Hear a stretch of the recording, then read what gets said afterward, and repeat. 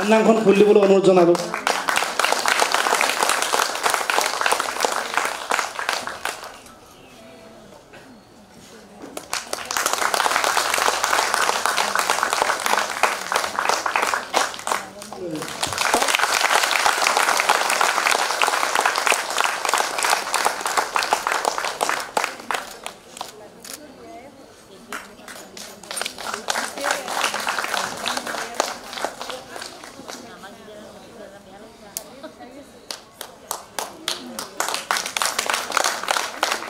সকলো এটা জোৰদাৰ হাততালি হ'ব লাগে, জোৰদাৰ হাততালি।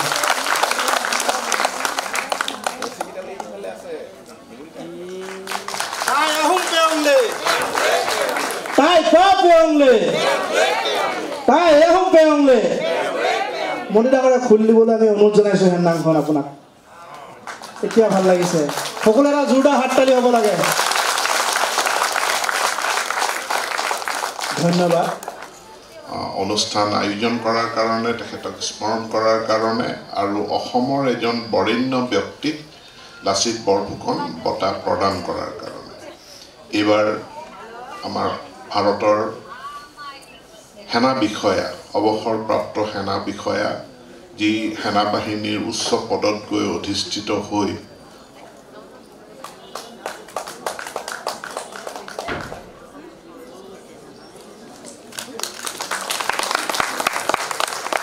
আমাৰ মুখ্য অতিথি মানচাও, আমাৰ প্ৰথমতে আমাৰ কেন্দ্ৰীয় সমিতিৰ সভাপতি মানচাও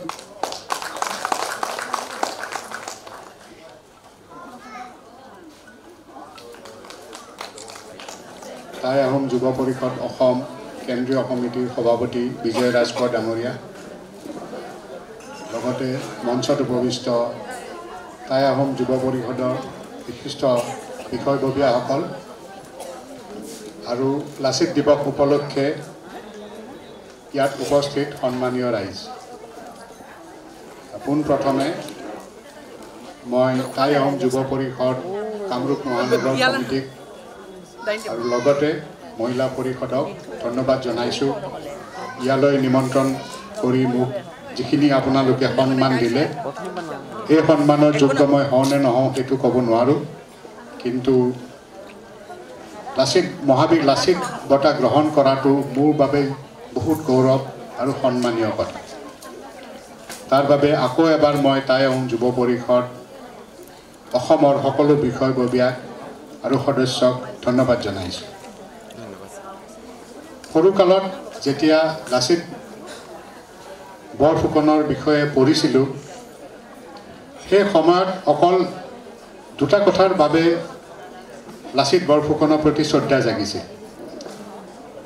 টাই আহোম যুৱ পৰিষদৰ কেন্দ্ৰীয় সমিতি আৰু গুৱাহাটী মহানগৰ সমিতিয়ে আজি মহাবীৰ লাচিত বৰফুকনৰ এই দিৱস পালন কৰে জ্যোতি চিত্ৰবনত, আৰু এই দিৱসতে তেওঁলোকে অসমৰ এজন সুযোগ্য সন্তান, ভাৰতৰ সৈন্য বাহিনীৰ উচ্চপদস্থ অৱসৰপ্ৰাপ্ত বিষয়া ৰাণা প্ৰতাপ কলিতাক লাচিত বৰফুকন বঁটা প্ৰদান কৰে। মই বঁটা প্ৰদান অনুষ্ঠানত উপস্থিত থাকি আনন্দিত হৈছোঁ আৰু মই নৱপ্ৰজন্মক লাচিত বৰফুকনৰ তেখেতৰ বীৰত্ব, তেখেতৰ বুদ্ধিমত্তা এইখিনি অধ্যয়ন কৰিবৰ কাৰণে আৰু তাৰ দ্বাৰা যাতে আমি জাতিটোক ভৱিষ্যতে সুৰক্ষিত কৰিব পাৰোঁ তাৰ কাৰণে দায়বদ্ধ হ'বলৈ সকলোকে আহ্বান জনাইছোঁ। আৰু আমিতো 400 বছৰীয়া জয়ন্তী দিল্লীত অনুষ্ঠিত কৰাৰ উপৰিও তেখেতৰ য'ত সমাধিস্থল মৈদাম, তাত হোলোঙাপাৰ, তাত আমি তেখেতৰ মানে সুউচ্চ প্ৰতিমূৰ্তি স্থাপন কৰিছোঁ। ইয়াৰ লগে লগে আলাবৈ যি ৰণ হৈছিলে, য'ত 10,000 অসমীয়া সৈনিকে প্ৰাণ আহুতি দিছিলে,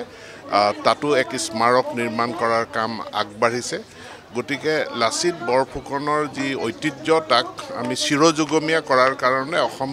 চৰকাৰখনে পাৰ্যমানে সকলোখিনি কৰিছে। যিসকলে যাৰ যি মতামত আছে লিখি পেলাই আমালৈ পঠালে হ'ল। এখনটো খচৰা,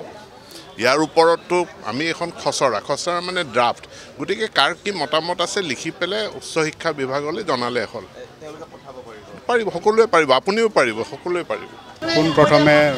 টাই আহোম যুৱ পৰিষদ অসমে আয়োজন কৰা এই লাচিত দিৱসত উপস্থিত হোৱাটো মোৰ বাবে বহুত সন্মানৰ কথা, আৰু সেইবাবে মই টাই আহোম যুৱ পৰিষদ অসম আৰু বিশেষকৈ টাই আহোম যুৱ পৰিষদৰ কামৰূপ মহানগৰ জিলা সমিতিৰ সকলোকে বিষয়ববীয়াক ধন্যবাদ জ্ঞাপন কৰিছোঁ আৰু লগতে ইয়ালৈ নিমন্ত্ৰণ কৰি বীৰ লাচিত ফুকন বঁটা যিটো মোক প্ৰদান কৰিলে সেই পোৱাটো মোৰ বাবে বহুতো গৌৰৱৰ কথা আৰু সন্মানৰ কথা তাৰ বাবে মই আকৌ এবাৰ সকলো উদ্যোক্তাসকলক ধন্যবাদ জনাইছোঁ আৰু অসমবাসীৰ কাৰণে আৰু ভাৰতবাসীৰ কাৰণে ভৱিষ্যতেও যাতে কাম কৰি যাব পাৰোঁ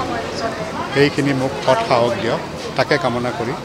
সকলোকে ধন্যবাদ জনাইছোঁ জয় হিন্দ। টাইম যুৱত অসমীয়া গৌৰৱান্বিত বুলি ক'ব লাগিব আজি মহান বীৰজনাক 402 সংখ্যক যে আমাৰ জন্ম জয়ন্তী হয় মহাবীৰ লাচিত বৰফুকনৰ 402 সংখ্যক জন্ম জয়ন্তীৰ দিনা আমি টাইম যুৱ পৰিষদ কেন্দ্ৰীয় সমিতি আৰু কামৰূপ মহানগৰ জিলা সমিতিয়ে শ্ৰদ্ধাৰে শুৱনি জনাইছোঁ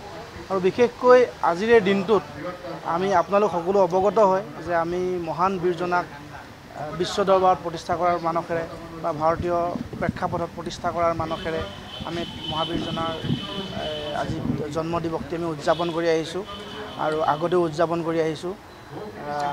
2012 বৰ্ষৰ পৰা আমি টাইম যুৱ পৰিষদ অসমে এটি পদক্ষেপ গ্ৰহণ কৰিছিলোঁ যে মহান বীৰজনাক আমি শ্ৰদ্ধা জনোৱাৰ নিমিত্তে আৰু প্ৰসাৰ আৰু প্ৰচাৰ কৰাৰ নিমিত্তে আমি লাচিত বৰফুকন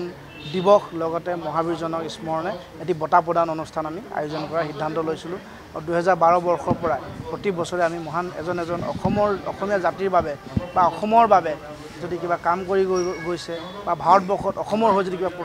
প্ৰতিষ্ঠা কৰিব গৈছে তেনে এজন মহান ব্যক্তিক আমি লাচিত বৰফুকন সন্মানেৰে সন্মানিত কৰি আহিছোঁ আৰু এইবাৰ আমি মানচাও ৰাণা প্ৰতাপ কলিতা লেফটেনেণ্ট জেনেৰেল ভাৰতীয় সেনাৰ প্ৰাক্তন লেফটেনেণ্ট জেনেৰেল হয় তেখেতক আমি এবাৰ মহাবীৰ লাচিত বৰফুকন সন্মানেৰে সন্মানিত কৰিছোঁ তেওঁক মহাবীৰ লাচিত বৰফুকন বঁটা আজি প্ৰদান কৰা হৈছে আজি আৰু এই অনুষ্ঠানটোত আমাৰ মুখ্য অতিথি মানচাৰ ৰনোজ পেগু ডাঙৰীয়া কেবিনেট মন্ত্ৰী তেখেত আহি উপস্থিত হৈছে তেখেত বঁটা মুখ্য অতিথি হিচাপে আমাৰ আজি এই অনুষ্ঠানত উপস্থিত আছে তেখেতে বঁটা প্ৰদান কৰিছে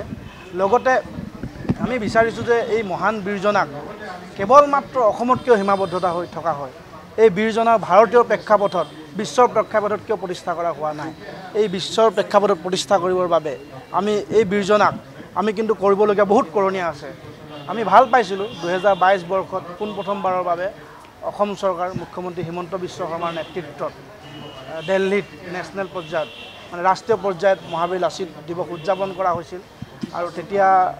ভাৰতবৰ্ষত যে লাচিত বৰফুকনৰ প্ৰাসংগিকতা বা লাচিত বৰফুকনে অসমৰ বাবে যি ত্যাগ কৰি গৈছিল সেয়া কেৱল অসমৰ বাবে ত্যাগ নহয় সেয়া একেবাৰে ভাৰতবৰ্ষ বা যি সাউথ ইষ্ট এছিয়া আজি মোগলৰ হাতত নাই কাৰণ কেৱল মাত্ৰ লাচিত বৰফুকন বা শৰাইঘাটৰ যুদ্ধৰ বিষয়ে ক'ব লাগিব এই শৰাইঘাটৰ যুদ্ধৰ দিনা বা লাচিত বৰফুকনে যদি সেই সময়ত মোগলক যদি পৰাভূত নকৰিলেহেঁতেন কিন্তু আজি অসমত অসমীয়া আমি দবদবাই থাকিব নোৱাৰিলোহেঁতেন আৰু ঠিক তেনেদৰে মানে সাউথ ইষ্ট এছিয়া একদম সম্পূৰ্ণৰূপে বেলেগৰ হাতত গ'ল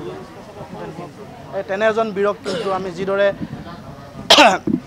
শিৱাজী মহাৰাজক যিদৰে ভাৰতবৰ্ষত প্ৰতিষ্ঠিত কৰা হৈছে লাচিত বৰফুকনক কিন্তু তেনেদৰে প্ৰতিষ্ঠা কৰাৰ ক্ষেত্ৰত আমাৰ পদক্ষেপ দেখা পোৱা হোৱা নাই আমি বিচাৰিছোঁ লাচিত বৰফুকনক প্ৰতিষ্ঠা কৰাৰ ক্ষেত্ৰত অসম চৰকাৰে বিশেষ পদক্ষেপ গ্ৰহণ কৰক তেওঁৰ নামত প্ৰতি বছৰে দিল্লীত এটা অনুষ্ঠান হ'ব লাগে অসমৰ পাঠ্যপুথিত লাচিত বৰফুকনৰ নামত এটা চেপ্টাৰ থাকিব লাগে ঠিক তেনেদৰে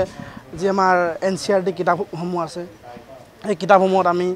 পুনৰবাৰ আমি বিচাৰিছোঁ যে তাত লাচিত বৰফুকনৰ আদৰ্শৰ বিষয়ে থাকিব লাগে লগতে আমি আজি দিনটোতে আমাৰ যি 10,000 সৈনিক আলাবৈত নিহত হৈছিল সেই সৈনিকসকলক আমি আজি স্মৰণ কৰিছোঁ